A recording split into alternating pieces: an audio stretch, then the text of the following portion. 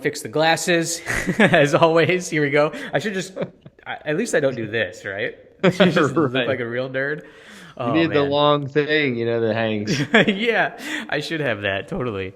Just dress up. Oh man. Anyways.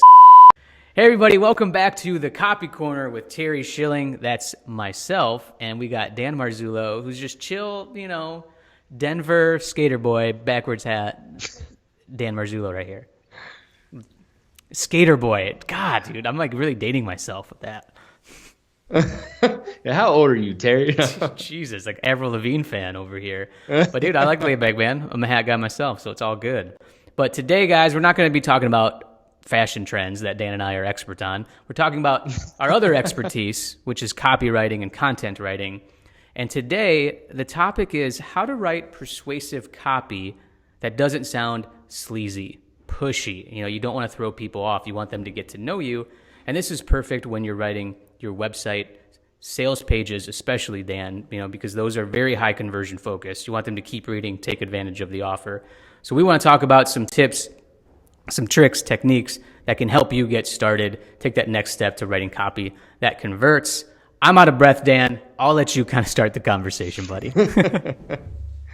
Yeah, so I think what's probably the first thing that I think of when I want to be persuasive in my writing is to be simple and direct. Yeah. Because I think a lot of people just try to stuff a lot of text and words on a page because they think it looks better.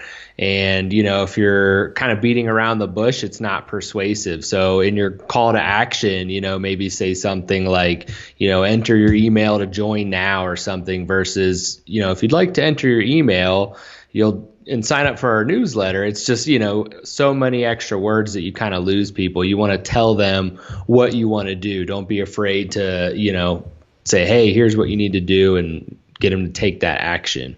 Yeah, that's a great point. And it's funny because it kind of reminds me of like on the bottom when people are asking for you to sign up for a newsletter or maybe even like you mentioned, a call to action button. It's just kind of like, let's get started or let's start the conversation, which I'm even guilty of. I'm pretty sure if you go to my site right now, but I may change it by the time it airs, is I have, let's start the conversation to have people sign up for my email, but it doesn't really tell them what to do. It's just kind of like you said, sign up to get my newsletter. It could be even more impactful. Like that's just it. And then on the bottom, you can talk about, what's inside, what you can expect, like more copywriting, freelance tips, what have you. But again, it's a really good point, Dan. Yeah. What about you, Terry? How do you tackle persuasive copy and not be sleazy Not or be gimmicky? sleazy, the sleazy salesman. Yeah, Dan, a formula that I like to use when writing persuasive copy is the PASS formula. PAS stands for problem, agitate, solution. So again, this kind of goes into making the customer the hero of the story. So you're talking about what's in it for them. So just think about what their pain points are and then ultimately talk about what's the problem that they face. So do you need, like a good example is this company Dolly. It's this on-demand delivery where they pick up large items for you. And one of their headlines that they'd use on their website would be like, muscle anytime you need it. And it just talks about a problem right there. I need help when I need it, like on demand. I'm going to the store. I don't have a truck to fill this, to take this couch or what have you. And so then it talks about the agitation where, don't waste time or money. We can, there's other options like this or that. We've been there too, right, with empathy. And then ultimately show them the solution. How does your product or service work to help them, overcome this challenge and solve this problem? I think that's a big thing. It's a helpful formula to get people to continue reading. You kind of tell this story throughout your website, homepage, or even your landing page too. Right. That's awesome. That's great advice. Yeah, so that's super helpful. And then also, again, just to kind of go back, think about, what are you really selling? You're not, we talked about this a little beforehand, Dan. Let's just say you're selling a mattress. Like, you're not just saying, get this memory foam mattress today. You're selling that you can offer them the best sleep of their life by getting this mattress. Like, there's a benefit of the benefit, right? So I think that's a good thing to think about too when you start writing persuasive copy.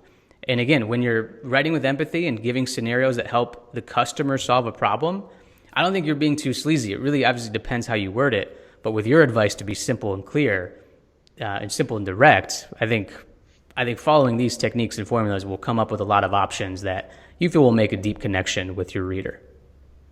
Definitely.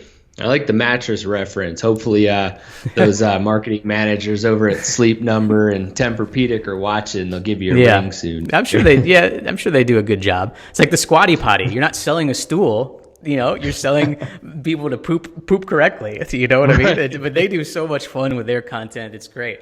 The benefit of the benefit. Think about really what are you actually selling to the customer is super helpful. But any other tips, Dan, for how to write persuasive copy? And I know this touches the surface, but I think this is a good first step for a lot of people.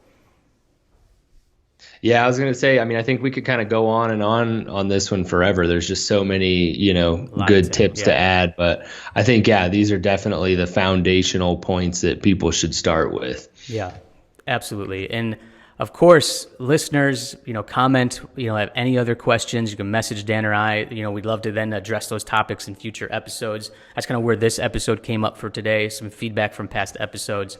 But we always love it. The last one, the copywriting versus content writing, was fire. A lot of good comments, a lot of good feedback on that one that we were happy to help you guys with. Yeah, that's always good to hear. Good to get the feedback from you guys. Yeah, absolutely. Well, anything else, Dan? No, have a good week, everybody, and we will see you next week. Yeah, absolutely. As always, love what you do. Proceed with passion.